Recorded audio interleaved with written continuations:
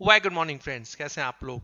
चलिए शुरू करते हैं tax calculation for assessment year 2020-21।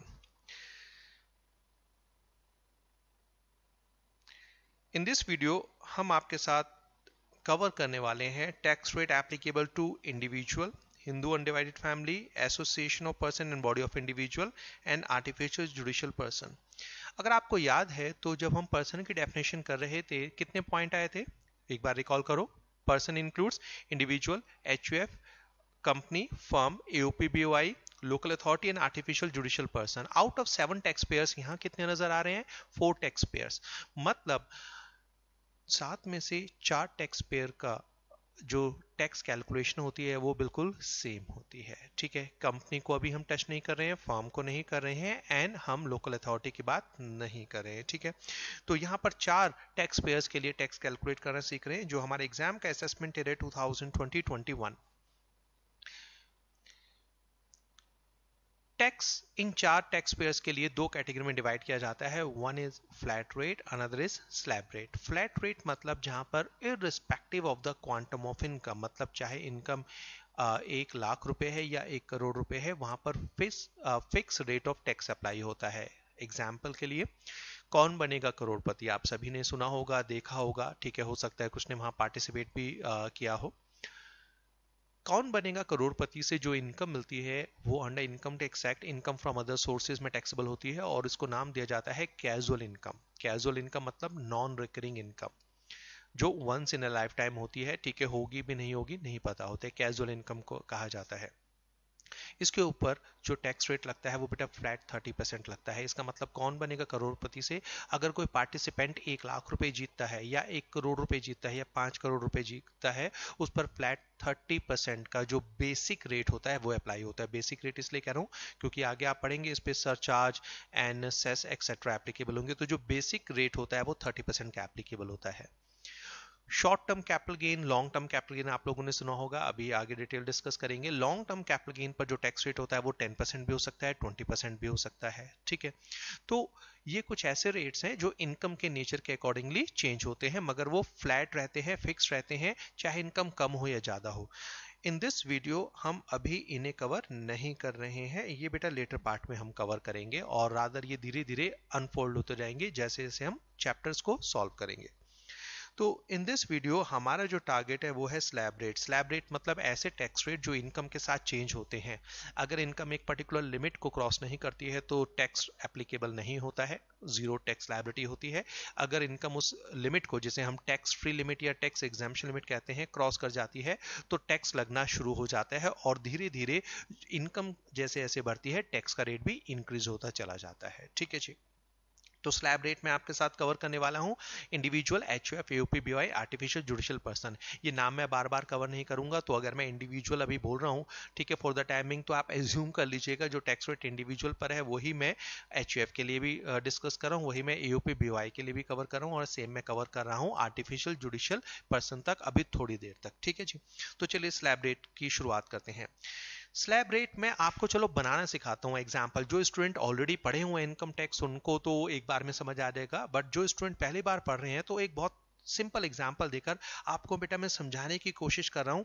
And I assure you, एक बार एग्जाम्पल अगर आपको ये समझ आ गया, आपको कभी स्लैब रेट याद करने की जरूरत नहीं पड़ेगी। ठीक है, एक एग्जाम्पल दे रहा हूं, माइंड में बिल्कुल बहुत बढ़िया तरीके से फिट हो जाएगा, और जब भी एग्जाम में क्वेश्चन आए उसी तरीके से सॉल्व कर लीजिएगा, कोई प्रॉब्लम नहीं है, रफ में उस तरीके से सॉल्व कीजिएगा। ठीक है, आराम से आपका आंसर निकल आएगा, कोई भी मिस्टेक नहीं होगी, 0% चांसेस होंगे मिस्टेक के। ओके जी, चलिए, और अगर एक बार ये समझ आ जाएगा तो फिर तो आप माइंड में ही कैलकुलेशन कर लेंगे। चलिए एक एग्जांपल लेते हैं। मान लीजिए आप एग्जाम दिए, ठीक है, एग्जाम आपके दे दिए, एग्जाम दे दिए, एग्जाम बहुत बढ़िया गए, और पापा ने प्रॉमिस किया हुआ था कि अगर एग्जाम बहुत बढ़िया जाएंगे तो एक लंबी छुट्टी पर आपको भेजेंगे। ठीक है, आपने कहा पापा मैंने एग्जाम बहुत बढ़िया गए हैं, और मैंने फ्रेंड्स के साथ अपना एक प्रोग्राम बना रखा है, 3-4 फ्रेंड्स मिलकर जा रहे हैं। ठीक है, और 8-10 दिन के टूर पर जा रहे हैं। पापा ने पैसा दे दिया, डेबिट कार्ड दे दिया, थोड़ा सा कैश दे दिया, और आप अपनी जर्नी पर निकल पड़े हैं, बैग पैक किया, दोस्तों के साथ निकल पड़े हैं, और आप अपनी जर्नी पर जा रहे हैं थ्रू ट्रेन, ट्रेन के थ्रू जा रहे हैं। और बड़ा इंपॉर्टेंट है, ये जो स्पेशल ट्रेन एक चल रही है जिसमें आप 4 लोग जा रहे हैं, ये टिकट का पैसा एडवांस में नहीं लेती है। जी हाँ, वो टिकट का पैसा एडवांस में नहीं लेती हैं। वो कहते हैं देखो आप ट्रेन में बैठो, जितनी दूर आप जाओगे, ठीक है, उसके अकॉर्डिंगली हम आपसे जो फेयर है वो चार्ज कर देंगे। तो जैसे जैसे जिस स्टेशन पर आप उतरोगे हमें बता देना, हम आपका फेयर कैलकुलेट करके दे देंगे और आप फेयर देके चले जाइएगा। आपने कहा बहुत बढ़िया बात है, चलिए चलते हैं। ठीक है, तो चलिए आपको उस ट्रेन की सैर कराते हैं। ये जो ट्रेन शुरू होती है, ठीक है, जो ट्रेन शुरू होती है, चलिए पहले ट्रेन की लंबी सी रेल बना देते हैं, पटरी बना देते हैं। ये जो आपका स्टेशन है बेटा, जो पहला स्टेशन है, ये पहला स्टेशन का नाम है, इसका नाम है स्टेशन नंबर 0। ठीक है, जो पहला स्टेशन है ये है स्टेशन नंबर 0। जो दूसरा स्टेशन है, इस स्टेशन का नाम है 2.5L।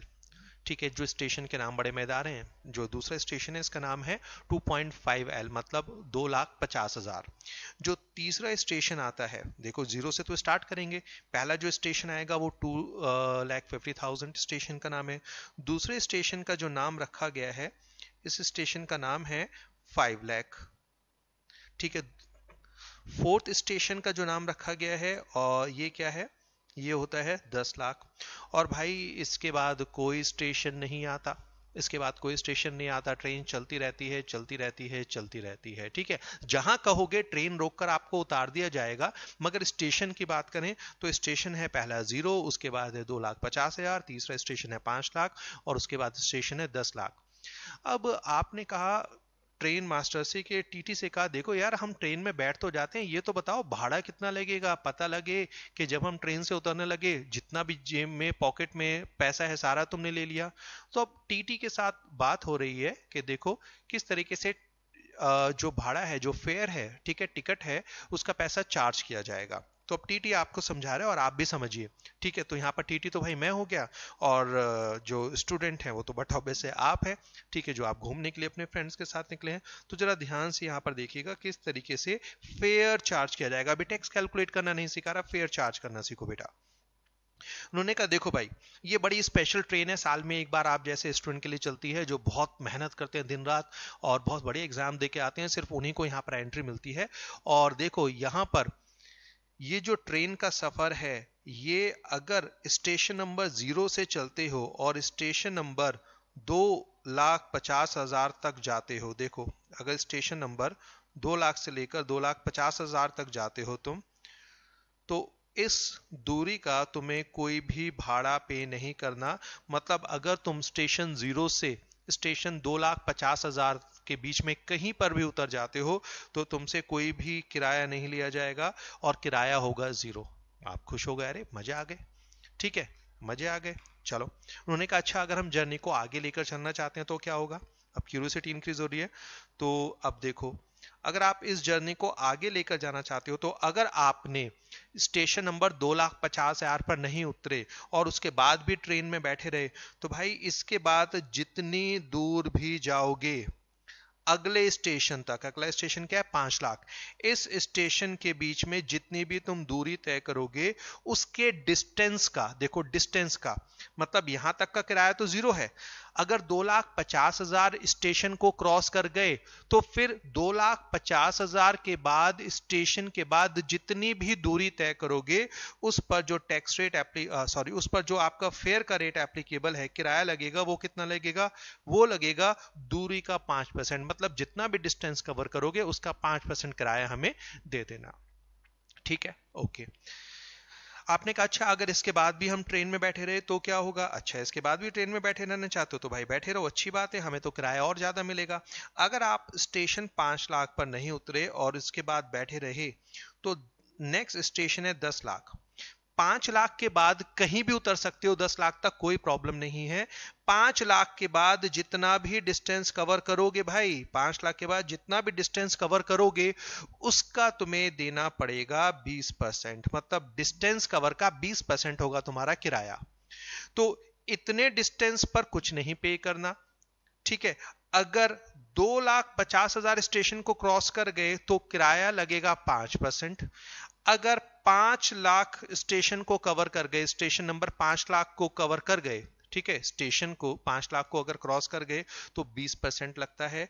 और अगर 10 लाख स्टेशन को, स्टेशन का नाम क्या है 10 लाख, अगर यहां पर भी आपने ट्रेन को नहीं छोड़ा तो भाई फिर इसके बाद जितनी देर तुम ट्रेन में बैठोगे, जितनी दूर ट्रेन में बैठोगे, जितना भी तुम सफर करोगे, ठीक है, कौन सा सफर, हिंदी वाला, इंग्लिश वाला सफर नहीं, ठीक है, हिंदी वाला सफर, तो जितनी देर ट्रेन में बैठे रहोगे उसका, जितनी दूरी तय करोगे उसका तुम्हें भाड़ा देना पड़ेगा 30%। अब माइंड में क्यूरियोसिटी आई, आपने कहा अच्छा एक बात बताओ, अगर हम इसके बीच में कहीं उतर जाएं और इस छोटा सा स्टेशन है, यहां पर ट्रेन तभी रुकेगी अगर आप कहोगे, तो आपने मैप पे देखा, आपने कहा देखो हमारा प्लान बन रहा है, हम एक हिल स्टेशन जाना चाहते हैं जिसका नाम है 7 लाख, क्या वहां ट्रेन रुकती है? उन्होंने कहा जहां कहोगे ट्रेन वहां रोक देंगे, कोई प्रॉब्लम नहीं है, ठीक है। तो भाई आपने पूछा मुझे 7 लाख स्टेशन पर उतरना है, तो बताओ क्या मुझे डिस्टेंस कवर का 20% देना पड़ेगा? आंसर इज नो बेटा, इस चीज को याद रखना। मैंने आपसे क्या कहा, जितनी ये वाला डिस्टेंस है, इस डिस्टेंस पर जो किराया लगेगा वो कितना लगेगा? निल। इस स्टेशन के बाद जितना भी डिस्टेंस कवर करोगे, डिस्टेंस कवर पर लगेगा 5%। 5 लाख स्टेशन के बाद जितना भी डिस्टेंस कवर करोगे उस पर किराया कितना लगेगा? 20%। और इसके बाद किराया कितना होता है? 30%। तो अगर आप स्टेशन 7 लाख पर उतरते हैं तो इट डजंट मीन इस पर 20% लगेगा, कॉपी मत करना अभी। इसका मतलब बेटा ये नहीं है कि आपको किराया 1,40,000 देना पड़ेगा, ये गलत है, ठीक है, ये नहीं करना है। स्लैब, ठीक है, टुकड़ों में डिवाइड करो। तुमने कितना डिस्टेंस कवर किया जरा ध्यान से देखो, स्टेशन नंबर 7 लाख पर उतरे तो किराया कैसे कैलकुलेट होता है? देखो, इस दूरी का जो किराया होगा वो होगा निल। यहां से यहां तक जितना भी तुमने डिस्टेंस कवर किया, भाई कितना डिस्टेंस कवर किया? 2,50,000 से 5 लाख का डिस्टेंस कितना हुआ? 2,50,000। तो 2,50,000 पर लगा दो कितना? 5%। Very good. और इसके बाद जितनी देर ट्रेन में बैठोगे, कितना? 7 लाख पर ना, तो 7 लाख माइनस 5 लाख, कितना डिस्टेंस कवर किया? 2 लाख। भाई इस पर कितना लगेगा? इस पर लगेगा 20%। तो आपका किराया कितना हो गया बेटा? आपका किराया हो गया यहां पर 40,000। यहां पर जो किराया निकला वो निकला आपका 12,500। ठीक है, इसका मतलब अगर आप स्टेशन नंबर 0 से गाड़ी में बैठते हो और स्टेशन नंबर 7 लाख पे गाड़ी को छोड़कर घूमने के लिए चले जाते हो, तो आपको कुल मिलाकर कितना पे करना पड़ेगा? आपको जो टिकट का खर्चा देना पड़ेगा वो होगा निल प्लस 12,500 प्लस 40,000, कुल मिलाकर ये हो जाएगा 62,500 रुपीज। ठीक है, चेक कर लें एक बार। 5% 12,500, 2 लाख का 20% ये होगा 40,000 प्लस 12,500, हाँ कुछ मिस्टेक हो गई, ये 52,000 होगा, सॉरी। ठीक है, ये होगा 52,500, 52,500 डन। बस यही तो टैक्स कैलकुलेशन है भाई, यही तो टैक्स कैलकुलेशन है। ये देखिए, ये आपके इनकम के रेट्स हैं, ये आपके इनकम के होते हैं स्लैब रेट। जो इनकम 0 से लेकर 2,50,000 के बीच में फॉल करती है, गवर्नमेंट उस पर टैक्स चार्ज नहीं करती। गवर्नमेंट कहती है 2,50,000 तक की इनकम टैक्स फ्री। हाँ, अगर 2,50,000 को इनकम क्रॉस करती है तो 2,50,000 से लेकर 5 लाख के बीच की जो इनकम होती है, इस पर जो रेट लगता है वो लगता है केवल 5%। अगर इनकम 5 लाख को क्रॉस करती है तो 5 लाख से लेकर 10 लाख रुपए बीच का इनकम का जो पोर्शन होता है, ठीक है, नेक्स्ट 5 लाख हुआ मैक्सिमम, उस पर जो रेट रहता है वो कितना रहता है? 20%। और अगर इनकम 10 लाख को क्रॉस करती है तो 10 लाख के बाद जितनी भी एक्स्ट्रा इनकम होगी उस पर जो टैक्स रेट लगेगा वो लगेगा 30%। अब इन्हें अगर हम स्लैब रेट में कन्वर्ट करते हैं टेक्निकली तो क्या होगा? फर्स्ट कितना? 0 से लेकर 2,50,000, तो बेटा फर्स्ट 2,50,000 पर जो टैक्स का रेट रहता है वो होता है निल। मैं टैक्स रेट बता रहा हूं, टैक्स कैलकुलेट करके नहीं दिखा रहा, टैक्स कैलकुलेट आप करेंगे, ठीक है। उसके बाद 2,50,000 से लेकर 5 लाख, मतलब 2,50,000 लेकर 5 लाख, इसका डिफरेंस कितना होगा मैक्सिमम? 2,50,000। तो यहां पर लिखेंगे नेक्स्ट 2,50,000, नेक्स्ट 2,50,000। तो नेक्स्ट 2,50,000 पर जो टैक्स का रेट होता है वो कितना होता है? 5%। उसके बाद 5 लाख से लेकर 10 लाख, तो 5 लाख से लेकर 10 लाख तो 10 लाख माइनस 5 लाख, तो कितना डिस्टेंस हुआ यहां से? 5 लाख से 10 लाख के बीच में कितना हुआ? 5 लाख से 10 लाख के बीच में जो होगा वो हमारे पास होगा 5 लाख। तो यहां पर लिखेंगे नेक्स्ट 5 लाख, इस पर कितना होगा? 20%। और 10 लाख के बाद कोई लिमिट नहीं है, तो इसके लिए हम लिखते हैं बैलेंस। बैलेंस, इस पर जो रेट होता है वो होता है 30%। देखिए, जो स्लैब रेट है उन्हें लिखने के अलग अलग तरीके होते हैं, अलग अलग बुक में अलग अलग तरीके से लिखा जाता है, ठीक है, अलग अलग तरीके से लिखा जाता है। आप कोई भी याद कर लीजिए, और अगर वीडियो लेक्चर देख रहे हैं तो बेटा इसको याद कर लीजिए, ये बहुत आसान है, ठीक है, आपको याद करने की जरूरत नहीं पड़ेगी, माइंड में सिर्फ इसको पुट कर दीजिए, लाइन रख दीजिए। अब 2-3 एग्जाम्पल दे रहा हूं ताकि टैक्स आराम से यहाँ पर हम कैलकुलेट करना सीखें, ठीक है। तो हमारे पास स्लैब रेट क्या है? फर्स्ट 2,50,000 पर नील, नेक्स्ट 2,50,000 पर 5%, नेक्स्ट 5 लाख पर 20%, और बैलेंस पर क्या होगा? 30%। यहां पर आपको कुछ इस तरीके से भी लिखा हो सकता है, up to 2,50,000 nil, 2,50,000 to 5 lakh, ये होता है 5%, ठीक है। उसके बाद 5 लाख टू 10 लाख जो रेट होता है वो आपके पास होता है 20%, एंड बैलेंस पर आपके पास होता है कितना? 30%। कुछ स्लैब रेट जब टैक्स रेट देते हैं तो वहां पर टैक्स को इवन कैलकुलेट करके भी दिखाया होता है, मगर वो जो टैक्स कैलकुलेट करके दिखाया होता है वो बेटा आपको याद करना पड़ेगा ना, और अगर याद करने गए और छोटी सी मिस्टेक हो गई तो फंस जाओगे, ठीक है। तो यहाँ पर टैक्स कैलकुलेट करना सिखा रहा हूँ, याद कुछ नहीं करना है, सिर्फ ये पिक्चर माइंड में रख लेना, बहुत आसानी से आप एग्जाम में क्वेश्चन सॉल्व कर दोगे, ठीक है। चलिए अब फटाफट सॉल्व करते हैं, कुछ एग्जाम्पल मैं आपको देता हूँ, बताओ टैक्स कैसे निकालेंगे। मान लीजिए इनकम है, मैं दोनों तरीके से, एक तो जो डायरेक्ट आपको दिया है इसे, बहुत सारे स्टूडेंट को अब देखो क्लियर हो गया होगा, ठीक है, और अगर प्रॉब्लम है, ठीक है, जिनको धीरे धीरे थोड़ा सा समझ आता है तो ये ट्रेन के माध्यम से भी आपको मैं समझाऊंगा। इनकम है मान लो, इनकम है मान लो 11 लाख, तो बताओ टैक्स कैसे निकालोगे, ठीक है। अब एक तो मैं डायरेक्ट आपको बता, चलो पहले ट्रेन बनाते हैं, नहीं पहले भाई ट्रेन बनाएंगे हम, तो चलो ट्रेन पे कहां से शुरू होता है? 0, उसके बाद 2,50,000, उसके बाद 5 लाख, उसके बाद 10 लाख, ठीक है, कुछ ऐसी बनती है। हाँ जी, कितनी है? 11 लाख। 11 लाख का मतलब है कि हमें यहां तक जाना है बेटा, 11 लाख। आपको याद है ना, इस पर कितना होता है? नील। इस पर जो रेट होता है वो कितना होता है? 5%। इस पोर्शन पर कितना होता है? इस पोर्शन पर होता है 20%। और फिर इसके बाद कितना लगेगा यहां तक? ये होता है 30%। तो बस टुकड़े कर दीजिए 11 लाख के, ठीक है। तो क्या हुआ? 0 से लेकर 2,50,000, तो 2,50,000 पर कितना होगा? नील। उसके बाद 2,50,000 से लेकर 5 लाख कितना हुआ? 2,50,000। रेट नहीं लिखना है, टैक्स कैलकुलेट करके ले, तो इसलिए यहां पर नेक्स्ट नहीं लिख रहे, मल्टीप्लाई 5%, कितना होगा बच्चे? ये होगा हमारे पास 12,500। उसके बाद 5 लाख से लेकर 10 लाख, क्योंकि इनकम तो 11 लाख है ना, तो 10 लाख को भी क्रॉस कर गई, तो ये हो गया, ये कितना हुआ? ये हुआ टोटल हमारे पास जो इनकम का अमाउंट होगा, जो इनकम का अमाउंट होगा वो होगा 5 लाख टू 10 लाख, 5 लाख, तो ये हो गया बेटा 5 लाख। 5 लाख पर कितना लगेगा? 5 लाख पर लगेगा 20%, मतलब 1 लाख। और 10 लाख के बाद केवल कितना है? 10 लाख के बाद जो है वो है केवल 1 लाख रुपया, तो ये 1 लाख रुपए पर जो लगेगा वो लगेगा 30%, मतलब 30,000। तो ये लीजिए, ये हो गया आपका टैक्स, कितना होगा?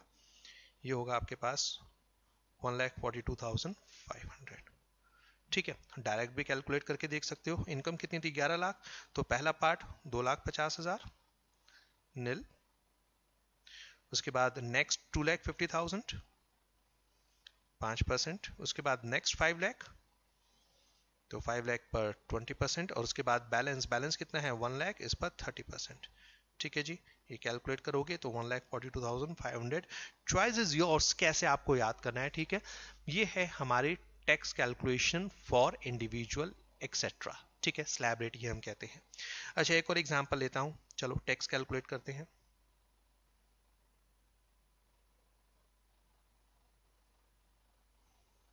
चलिए,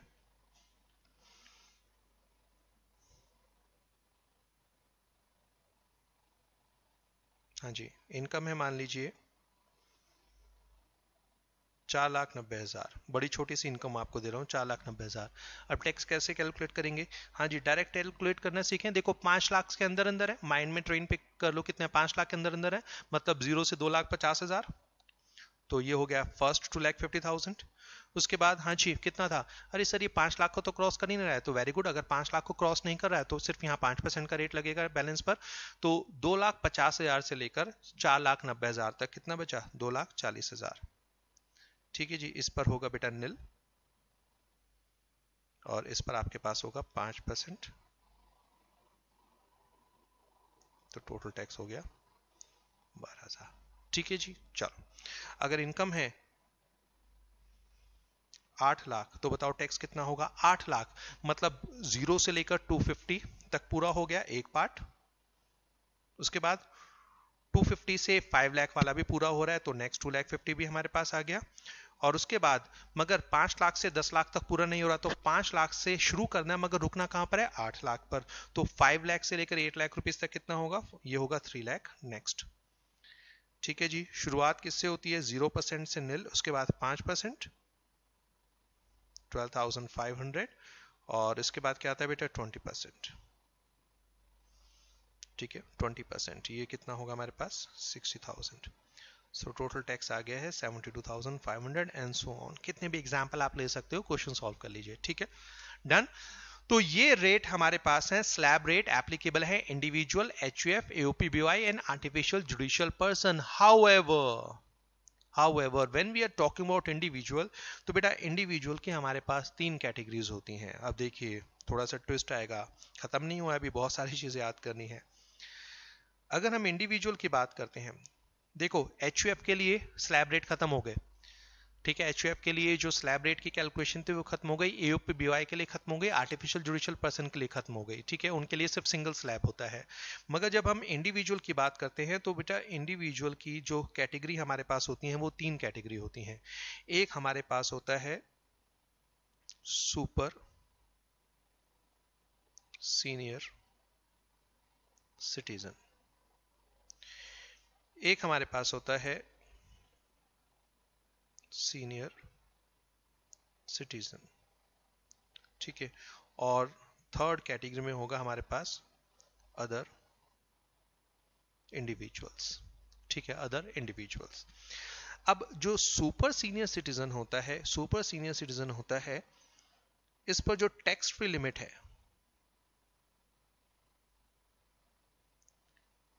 ये होती है 5 लाख। जी हाँ 5 लाख। ये जो सीनियर सिटीजन है इस पर जो टैक्स फ्री लिमिट होती है ये होती है 3 लाख। मगर बेटा अभी जो हमने स्लैब पढ़ा है उसमें टैक्स फ्री लिमिट कितनी है, जो अभी मैंने आपको स्लैब बताया है उसमें जो टैक्स फ्री लिमिट है वो तो है केवल 2,50,000, क्योंकि 2,50,000 तक इनकम टैक्स फ्री है। इसका मतलब ये हुआ, ये जो स्लैब अभी आपने पढ़ा है, ये जो स्लैब आपने पढ़ा है वो किसके लिए पढ़ा है, वो केवल अदर इंडिविजुअल के लिए पढ़ा है। तो इसका मतलब अभी हमें सुपर सीनियर सिटीजन के बारे में डिस्कशन करना है, अभी हमें सुपर सीनियर सिटीजन के टैक्स रेट पढ़ना है, स्लैब रेट, और सीनियर सिटीजन का स्लैब रेट पढ़ना है। तो अभी जो आपके साथ मैंने कवर किया वो है फॉर अदर इंडिविजुअल्स। ठीक है, अदर इंडिविजुअल्स। अच्छा, ये अदर इंडिविजुअल जो है ये बेटा रेजिडेंट भी हो सकता है, ठीक है, ये नॉन रेजिडेंट भी हो सकता है। ये धीरे धीरे अनफोल्ड करूंगा मैं आपके साथ, बड़ा इंपॉर्टेंट पॉइंट है ये। ठीक है, ये रेजिडेंट भी हो सकता है और नॉन रेजिडेंट भी हो सकता है। तो पहले बात करते हैं ये सीनियर सिटीजन कौन होता है और ये सुपर सीनियर सिटीजन कौन होता है, फिर उसके स्लैब रेट्स करेंगे। तो पहले बात करते हैं सीनियर सिटीजन। सीनियर सिटीजन, अब देखिए senior citizen, but obviously we are talking about individual. HUF, AOP, BOI या आर्टिफिशियल जुडिशियल पर्सन जो है, ठीक है, वो सीनियर सिटीजन या सुपर सीनियर सिटीजन नहीं हो सकते, केवल एक नेचुरल पर्सन के बारे में बात करें सीनियर सिटीजन। तो अंडर इनकम टैक्स एक्ट जो सीनियर सिटीजन है इसके लिए 2 कंडीशंस होती हैं। Number 1, he is resident of India, he is resident of India, plus age कितनी होनी चाहिए इसकी, 60 इयर्स और more at any time during the previous year, but less than 80 years। एक ऐसा इंडिविजुअल जो भारत का रेजिडेंट है, प्लस इस इंडिविजुअल की एज प्रीवियस ईयर में किसी भी टाइम, देखो हमारे एग्जाम का प्रीवियस ईयर क्या है, 1 अप्रैल 2019 से लेकर 1 अप्रैल 2019 से लेकर 31 मार्च 2020 हमारा प्रीवियस ईयर 1920, असेसमेंट ईयर है 2021। तो यहां पर एज की बात करें तो असेसमेंट ईयर नहीं, प्रीवियस ईयर पर फोकस करना है। सीनियर सिटीजन की एज क्या होगी, 1 अप्रैल से लेकर 31 मार्च के बीच में किसी भी टाइम वो 60 ईयर्स या उससे ज्यादा का है, ठीक है, बट लेस देन 80 ईयर्स, इसे कहा जाता है सीनियर सिटीजन। इसे कहा जाता है सीनियर सिटीजन। इसका मतलब ये हुआ कि अगर कोई इंडिविजुअल अपना बर्थडे साल में किसी भी दिन 60 इयर्स की एज को अटेंड कर लेता है, ठीक है, तो वो पूरे साल के लिए क्या माना जाएगा, सीनियर सिटीजन। ध्यान रखिएगा यहाँ पर हम डिस्ट्रीब्यूशन नहीं करते। फॉर एग्जांपल एक इंडिविजुअल का 1 अक्टूबर 2019 को वो 60 इयर्स का होता है, तो इसका मतलब ये नहीं है कि पहले 6 महीने के लिए वो नॉर्मल इंडिविजुअल है और बाकी 6 महीने के लिए वो सीनियर सिटीजन है। पहले 6 महीने का स्लैब रेट और उसके बाद का स्लैब रेट अलग अलग नहीं लगेगा, ध्यान रखिएगा। या तो इंडिविजुअल क्या होगा, सीनियर सिटीजन, या होगा सुपर सीनियर सिटीजन, या होगा अदर इंडिविजुअल। मतलब वहां पर हम उसे केवल एक ही कैटेगरी में डिवाइड करेंगे फॉर कंप्लीट ईयर। इसका मतलब अगर एक इंडिविजुअल 31 मार्च को भी 60 साल का होता है तो बेटा पूरे साल के लिए उसको सीनियर सिटीजन माना जाएगा, ठीक है, इसको ध्यान रखिएगा। इसमें एक सीबीडीटी का सर्कुलर आया हुआ है, वो मैं थोड़ी देर बाद डिस्कस करूंगा आपके साथ।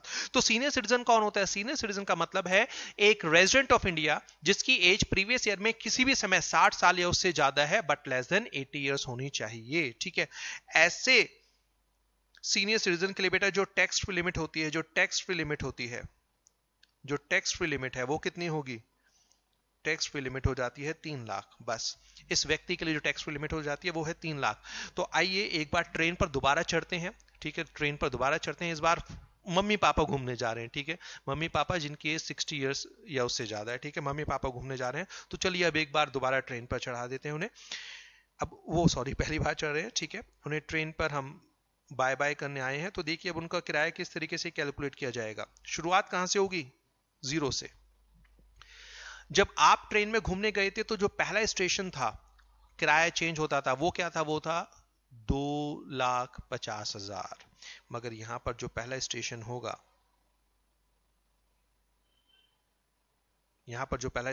बेटा वो क्या होगा, 3 लाख। बस बाकी स्टेशन में कोई चेंज नहीं है। उसके बाद स्टेशन था 5 लाख, उसके बाद था 10 लाख और उसके बाद तो नॉन स्टॉप चलती है। तो आप खुद बताइए ना, इसका मतलब ये हुआ जो इनकम 0 से लेकर 3 लाख के बीच में फॉल करती है उस पर जो टैक्स लगेगा वो होगा निल रेट।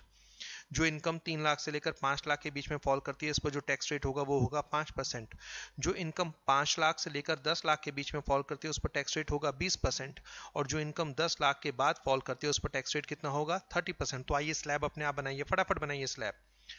यहां पर फर्स्ट क्या होगा बेटा, वहां पर हमने पढ़ा था फर्स्ट 2,50,000, यहां पर क्या होगा, फर्स्ट डिस्टेंस कितना है, 3 लाख। तो यहां पर होगा फर्स्ट 3 लाख, फर्स्ट 3 लाख पर टैक्स कितना होगा, निल। अब वहां पर था नेक्स्ट 250 से 5 लाख, यहां पर 3 लाख से 5 लाख, तो बेटा मैक्सिमम डिफरेंस कितना होगा, 2 लाख। तो यहां पर लिखेंगे नेक्स्ट 2 लाख, इस पर कितना हो जाएगा, 5%।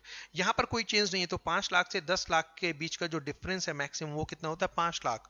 तो नेक्स्ट 5 लाख कितना हो जाएगा, 20%। और 10 लाख के बाद सेम रेट रहता है तो इसको कहते हैं बैलेंस। तो बैलेंस ऑफ इनकम पर जो रेट रहेगा वो कितना रहेगा, 30%, ठीक है। बैलेंस ऑफ इनकम पर कितना रहेगा, 30%। अब सिंपल यहां पर कैलकुलेट करते हैं वही चीज जो टैक्स कैलकुलेट किया था, वही हम स्लैब यहाँ पर इनकम लेते हैं 4,90,000, 490 थोड़ा सा चलो 490 और दूसरी क्या है 8 लाख। इस पर कैलकुलेट करके देखते हैं। अगर इनकम है फॉर एग्जांपल, अगर एक सीनियर सिटीजन की इनकम कितनी है, 4,90,000, तो बताओ टैक्स कितना होगा, 4,90,000। 4,90,000 मतलब समवेयर हेयर मार्क कर दो। तो यहां पर फर्स्ट 3 लाख और उसके बाद दूसरा टुकड़ा क्या होगा, 3 लाख से लेकर 4,90,000 तक, तो वो कितना होगा, 1,90,000, ठीक है। तो इस पर टैक्स लगेगा निल और यहां पर जो लगेगा वो लगेगा 5%। यहां कैलकुलेट किया था क्या हमने, 240, ये गलत मैंने शायद कर दिया, हाँ नहीं सॉरी 190, वहां पर अलग था, ठीक है ये 190, तो 190 पर 5%, ये होगा बेटा 9500। टोटल कितना हो गया 9500। देखो यहाँ पर कितना टैक्स कैलकुलेट किया था, यहाँ पर टैक्स कैलकुलेट किया था आपने 12000, यहाँ पर कितना कैलकुलेट कर रहे हो 9500। कितने का फायदा हुआ 500 का, एक बार 2500 का अपने आप चेक कर लो ना। देखो कैसे, सीनियर सिटीजन पर 50,000 का ज्यादा इनकम टैक्स फ्री होती है। 50,000 की इनकम पर टैक्स पे नहीं करना एक्स्ट्रा इनकम पर, तो 50,000 का जो 5% का टैक्स रेट होता है वो कितना होता है 2500, तो वही 2500 की यहाँ पर सेविंग हो रही है, ठीक है। अच्छा दूसरा पॉइंट देखो, 8 लाख रुपीज, 8 लाख पर टैक्स निकाल के देखो भाई, अगर इनकम 8 लाख है तो क्या होगा, 8 लाख मतलब समवेयर हेयर, 8 लाख का मतलब है यहाँ पर, तो जो पहला टुकड़ा होगा वो पूरा 3 लाख रुपए का होगा, फिर 3 लाख से 5 लाख पूरा 2 लाख रुपए होगा, और फिर 5 लाख से लेकर यहां तक कितना 8 लाख तक, तो ये होगा 3 लाख। तो पहले 3 लाख पर होगा नील, नेक्स्ट 2 लाख पर होगा 5%, 10,000, और इस पर जो रहेगा वो रहेगा 20%, मतलब 60, कितना होता है 70। याद रखना maximum benefit individual and senior citizen के बीच में केवल 2,500 का होता है, तो देखो वहां पर कितना आया था 72,500, यहाँ पर कितना आएगा 70,000। क्लियर है ये, ओके। तो सीनियर सिटीजन पर जो एग्जाम्पशन लिमिट होती है वो होती है 3 लाख। स्लैब रेट कितना हुआ, first 3 lakh nil, next 2 lakh 5%, next 5 lakh पर 20% और बैलेंस पर 30%। नॉर्मल इंडिविजुअल के जो रेट रहेगा वो क्या रहेगा, फर्स्ट 250 पर नील, नेक्स्ट 250 पर 5%, नेक्स्ट 5 लाख पर 20% और बैलेंस पर 30%। तो चलिए अब फाइनली, ठीक है, अभी एक पर्सन हमारे पास रह गया है, सुपर सीनियर सिटीजन, ठीक है, सुपर सीनियर सिटीजन। चलिए इनके बारे में बात करते हैं। Super senior citizen,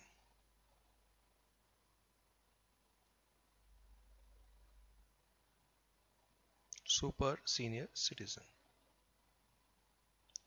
super senior citizen मतलब भारत का रेजिडेंट होना तो बहुत जरूरी है, ठीक है। साथ में बेटा एज कितनी होनी चाहिए, 80 इयर्स और मोर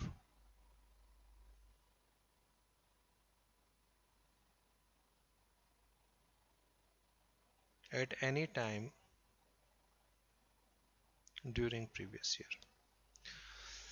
देखो अगर 60 इयर्स या उससे ज्यादा है बट लेस देन 80 है तो क्या है सीनियर सिटीजन। अगर वो 80 इयर्स को टच कर लेता है प्रीवियस ईयर में किसी भी दिन, तो वो सीनियर सिटीजन से क्या बन जाएगा, सुपर सीनियर सिटीजन, ठीक है।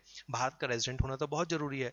तो अगर एक इंडिविजुअल इवन 31 मार्च को 80 इयर्स की एज अटेंड करता है तो वो पूरे साल के लिए, पूरे 365 या पूरे 366 दिन के लिए, ठीक है, इफ लीफ ईयर है तो 366, उसे क्या माना जाएगा, सुपर सीनियर सिटीजन। याद रखिएगा।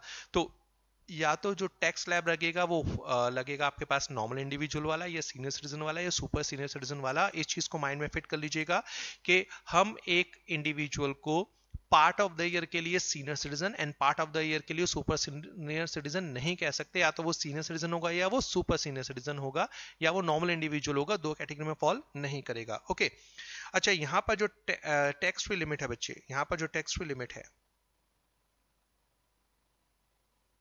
ये जो टैक्स फ्री लिमिट है ये है 5 लाख। जी हाँ, बहुत बड़ा बेनिफिट है, 5 लाख रुपए की टैक्स बेनिफिट होती है, ठीक है। बट अभी थोड़ी देर बाद आपको मैं बताऊंगा कि बाकी लोगों के लिए भी 5 लाख रुपए तक की इनकम इफेक्टिवली, इस लेक्चर में नहीं आगे पढ़ेंगे, इफेक्टिवली टैक्स फ्री होती है, ठीक है। तो 5 लाख रुपए की यहाँ पर एग्जाम्पशन लिमिट है, एग्जाम्पशन लिमिट है, तो इसको देखते हैं एक बार। अब आपके दादाजी दादी घूमने जा रहे हैं, चलिए उनको ट्रेन पर सी ऑफ करने चलते हैं। स्टेशन जो पहला होगा वो क्या होगा, 0। अब यहाँ पर जो बीच का स्टेशन है 2,50,000 या 3 लाख, वो नहीं होगा बेटा। डायरेक्टली जो स्टेशन होगा वो क्या होगा, वो होगा 5 लाख। और 5 लाख के बाद क्या आता है 10 लाख, और उसके बाद कोई स्टेशन नहीं आता। तो अब खुद स्लैब बना लीजिए। इस पोर्शन ऑफ इनकम पर जो रेट अप्लाई होगा वो होगा नील। इस पोर्शन ऑफ पर जो रेट अप्लाई होगा, देखिए रेट में कोई चेंज नहीं है, वही है, वो कितना हो जाएगा 20%। मतलब एक सुपर सीनियर सिटीजन पर जो 5% वाला रेट है वो एप्लीकेबल नहीं होता है, ठीक है। और जो 10 लाख रुपए के बाद होगा उस पर जो रेट रहेगा वो कितना रहेगा 30%। स्लैब रेट इसका सबसे छोटा सबसे आसान है, बनाते हैं चलिए। फर्स्ट 5 लाख पर नील, नेक्स्ट 5 लाख पर ये फर्स्ट 5 लाख, यहां से लेकर यहां तक 5 लाख, यहां से लेकर यहां तक कितना 5 लाख। तो नेक्स्ट 5 लाख पर 20% एंड बैलेंस पर 10 लाख के बाद की जो इनकम मतलब बैलेंस पर सॉरी 30%। ठीक है, अब वही जो एग्जांपल लेते हैं यहां पर ले लेते हैं कि मान लीजिए अगर दादाजी की इनकम है 4,90,000, तो भाई बताओ क्या होगा अगर इनकम है 4,90,000 तो बताओ क्या होगा, और अगर इनकम है 8 लाख तो बताओ क्या होगा। अगर इनकम है बेटा 4 लाख तो ध्यान से देखो 5 लाख रुपए तक तो इनकम टैक्स फ्री है। सुपर सीनियर सिटीजन की इनकम 5 लाख रुपए तक क्या होती है, टैक्स फ्री होती है, तो यहां पर जो टैक्स लगेगा वो लगेगा नील, खत्म। बट अगर इनकम 8 लाख है, 8 लाख मतलब समवेयर हेयर, तो चलिए ब्रेक करते हैं। पहले 0 से लेकर 5 लाख रुपए तक, तो 0 से लेकर 5 लाख तक मतलब फर्स्ट 5 लाख, इस पर कितना होगा नील। फिर 5 लाख रुपीज से लेकर जब आगे बढ़ेंगे तो यहां पर रुक जाएंगे, और यहां कितने 8 लाख, तो 5 लाख से 8 लाख मतलब 3 लाख, तो नेक्स्ट 3 लाख पर जो टैक्स लगेगा वो लगेगा 20%, मतलब 60,000। 60,000, ठीक है 60,000। अब खुद आप यहां पर कंपैरिजन देख लीजिए, खुद कंपैरिजन देख लीजिए। जब हमने इंडिविजुअल की बात की थी तो 4,90,000 पर जो टैक्स लगा था, जब इंडिविजुअल की इनकम की बात की थी 4,90,000 पर जो टैक्स लगा था वो लगा था हमारे पास 72,500। ठीक है, जब हमने सीनियर सिटीजन की बात की, सीनियर सिटीजन की बात की तो यहां पर जो टैक्स निकल कर आया था वो आया था 70,000। ठीक है, और नहीं शायद ज्यादा बोल रहा हूं मैं, नहीं नहीं नहीं नहीं नहीं, सॉरी। जब हमने इंडिविजुअल की बात की थी तो 4,90,000 पर जो टैक्स निकल कर आया था बच्चे वो आया था हमारे पास 12,000।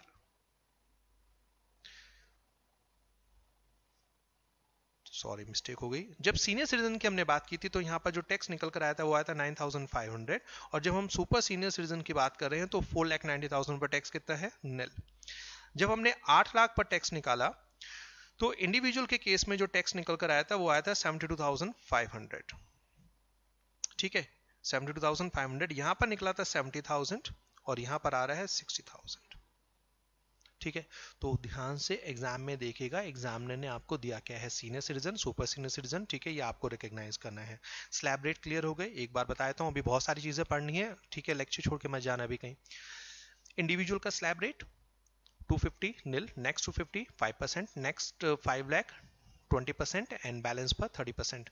सीनियर सिटीजन पर first 3 lakh nil, next 2 lakh 5%, next 5 lakh पर 20%, बैलेंस पर 30%। Super senior citizen first 5 lakh nil, next 5 lakh 20%, directly यहाँ 5% का रेट नहीं आता, और बैलेंस पर कितना होगा 30%। ठीक है, ओके।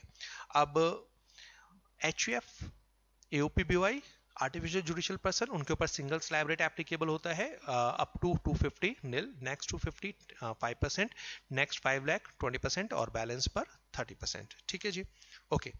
अब कुछ इंपॉर्टेंट पॉइंट्स को समझिएगा।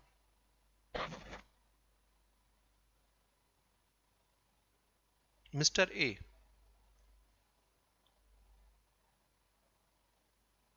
एज,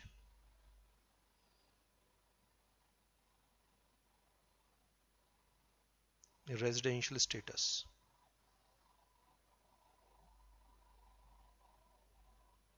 मिस्टर ए,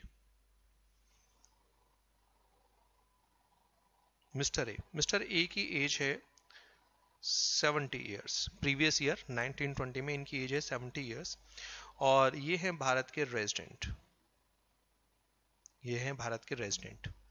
ठीक है, बताओ बेटा इन पर जो एग्जाम्शन लिमिट होगी वो कितनी होगी।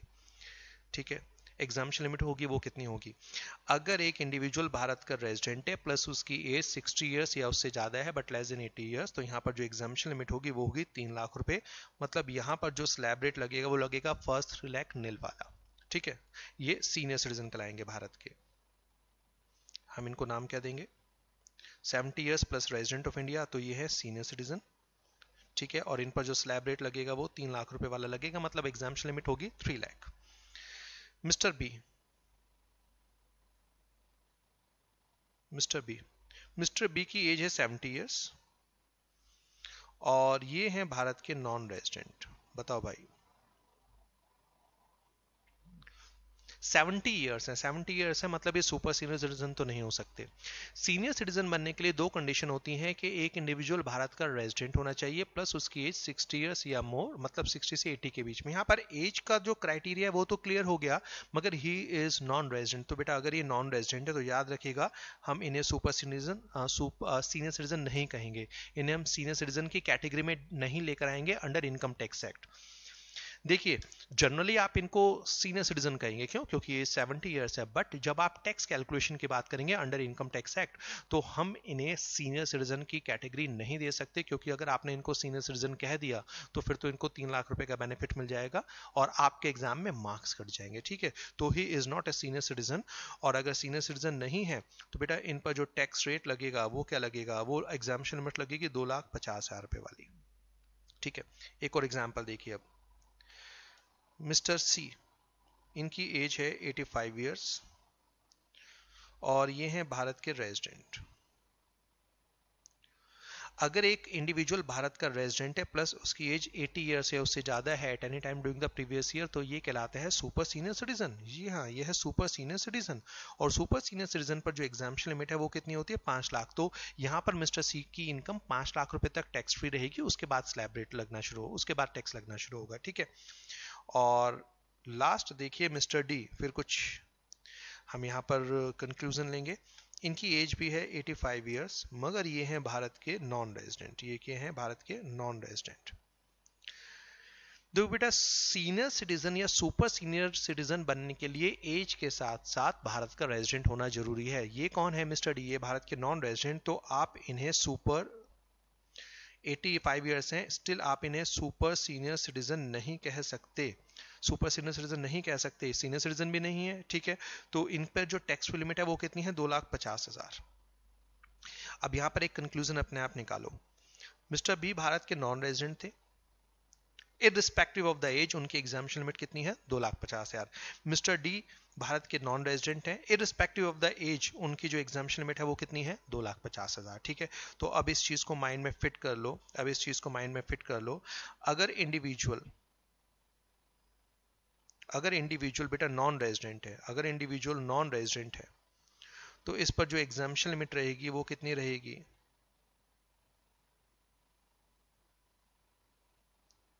2,50,000।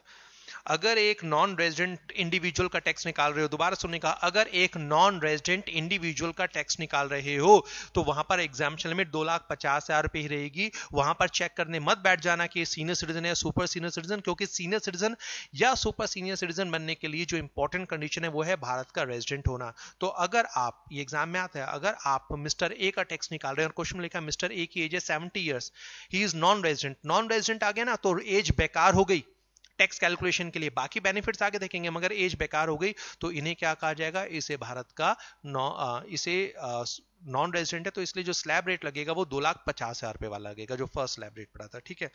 अगर इंडिविजुअल भारत का रेजिडेंट है, अगर बेटा इंडिविजुअल भारत का रेजिडेंट है तो या तो होगा सीनियर सुपर सीनियर सिटीजन, या होगा सीनियर सिटीजन, या होगा अदर इंडिविजुअल, ठीक है? अदर मतलब लेस देन 60 ईयर्स। तो यहां पर जो एग्जामिशन लिमिट है वो कितनी रहेगी? 5 लाख। यहां पर एग्जामिशन लिमिट कितनी रहेगी? 3 लाख। और अदर के लिए जो रहेगी, अदर्स के लिए जो रहेगी वो रहेगी 2,50,000। तो ये चीज को माइंड में रखिएगा, एग्जामिनर कभी इस पॉइंट पे भी आपको पकड़ सकता है। टैक्स कैलकुलेट करवाता है एग्जामिनर, जहां पर एज और रेजिडेंशियल स्टेटस को वो मर्ज कर देता है। Done, okay. अब एक last point, lecture wind up करने से पहले एक लास्ट पॉइंट, बाकी की रिवेट वगैरह नेक्स्ट लेक्चर में कराऊंगा आपको।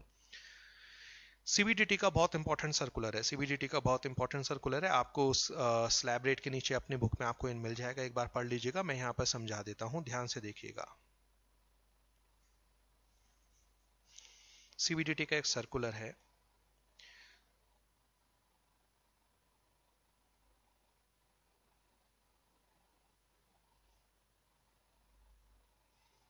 इफ मैं इसे अपने एग्जाम के प्रीवियस ईयर के साथ ही कनेक्ट कर रहा हूं, इफ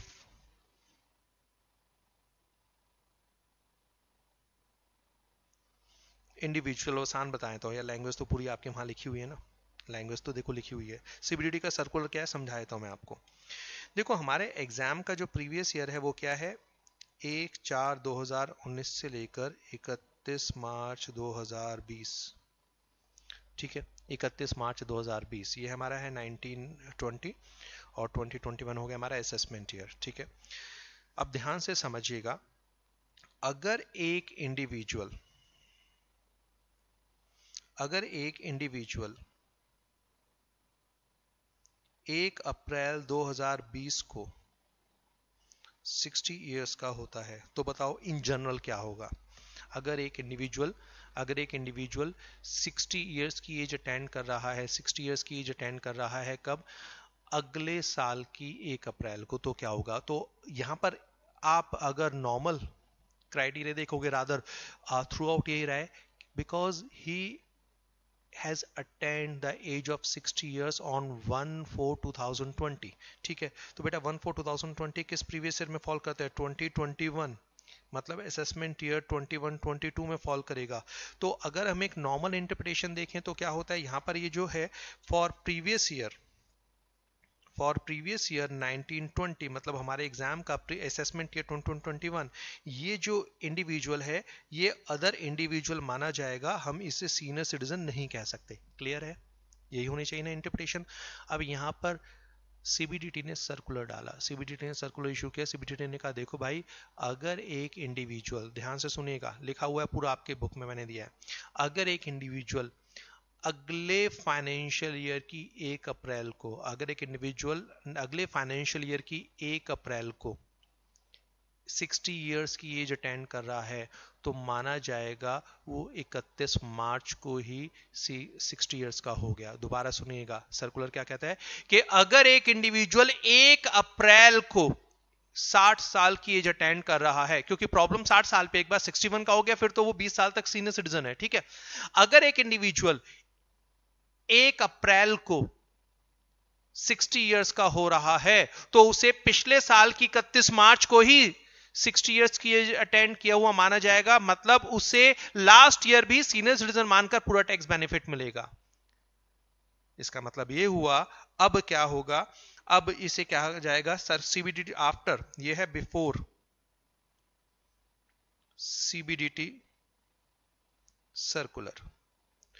अब आफ्टर सीबीडीटी सर्कुलर क्या है, after CBDT circular, CBDT circular पढ़ने के बाद आप क्या कहेंगे, फॉर प्रीवियस ईयर 1920, क्या पढ़ा आपने कि सीबीडीटी का सर्कुलर कहता है कि अगर एक इंडिविजुअल 1 अप्रैल को 60 इयर्स की एज अटेंड करता है, तो वो पिछले साल की 31 मार्च को ही सीनियर सिटीजन बन जाएगा, ठीक है। तो एक दिन का बेनिफिट यहां पर दे दिया गया। तो अब हम इसे अदर इंडिविजुअल की कैटेगरी में बेटा नहीं डालेंगे, इसे क्या माना जाएगा, फॉर प्रीवियस ईयर 1920 इसे कहा जाएगा सीनियर सिटीजन। क्या कहा जाएगा, सीनियर सिटीजन, ठीक है। तो क्वेश्चन कुछ इस तरीके से बन सकता है, mister A has attended age of 60 years on 1/4/2020, calculate his tax liability for assessment year 2021। अब अगर आप इसको ध्यान से अगर विदाउट सीबीडीटी सर्कुलर पढ़ेंगे तो बेटा ये वाली जो डेट फॉल करती है, ये फॉल करती है प्रीवियस ईयर 2021 में, ठीक है। तो वो 60 इयर्स का कब हो रहा है, 2021 में। बट सीबीडीटी का सर्कुलर पढ़ने के बाद अब आप क्या कहेंगे कि ये जो 60 इयर्स की एज अटेंड कर रही है, ठीक है, ये किस डेट पर माना जाएगा, ठीक है, डीम्ड हो जाएगा, यहां पर माना जाएगा कि उसने प्रीवियस ईयर 1920 में ही 60 इयर्स की एज अटेंड कर लिया, कब, 31 मार्च को। तो बेटा as per CBDT circular, as per simple language लिखोगे, लिखना, ठीक है, as per CBDT circular Mr. A has become senior citizen on 31st March 2020, that is previous year 2019-20 देखा, एक दिन से पूरा ईयर चेंज हो जाता है, ठीक है 20। बस अब इस पर टैक्स निकालना है, ठीक है। मैंने इनकम तो बताया नहीं, calculate his tax liability for assessment year if his income is if his income is 2,70,000। अब जरा मजेदार चीज देखो, अगर इनकम 2,70,000 है, ठीक है, अभी सिर्फ 2,70,000 पर स्लैब रेट के हिसाब से निकालो, तो बेटा 2,70,000 अगर आप इसे सीनियर सिटीजन मानेंगे तो टैक्स जीरो होगा। वाई? क्योंकि 3 लाख रुपए की एग्जाम्पशन लिमिट है। बट अगर आपने सर्कुलर को ध्यान से नहीं पढ़ा, एग्जाम में याद नहीं रहा, तो आप इसको अदर इंडिविजुअल मानकर 2,50,000 का स्लैब रेट लगाकर 20,000 रुपए पर टैक्स आप निकाल देंगे, गड़बड़ हो जाएगी, ठीक है। तो इसको ध्यान रखिएगा।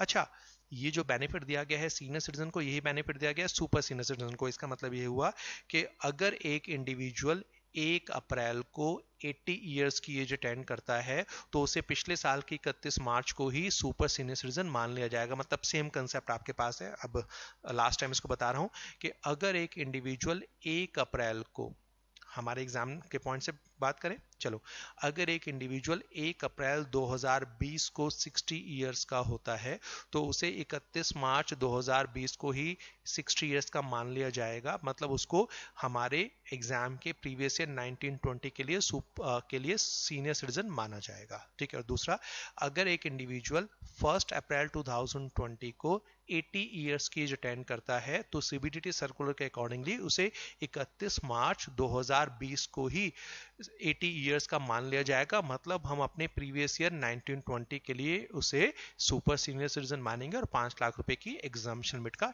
टैक्स बेनिफिट देंगे, ठीक है जी।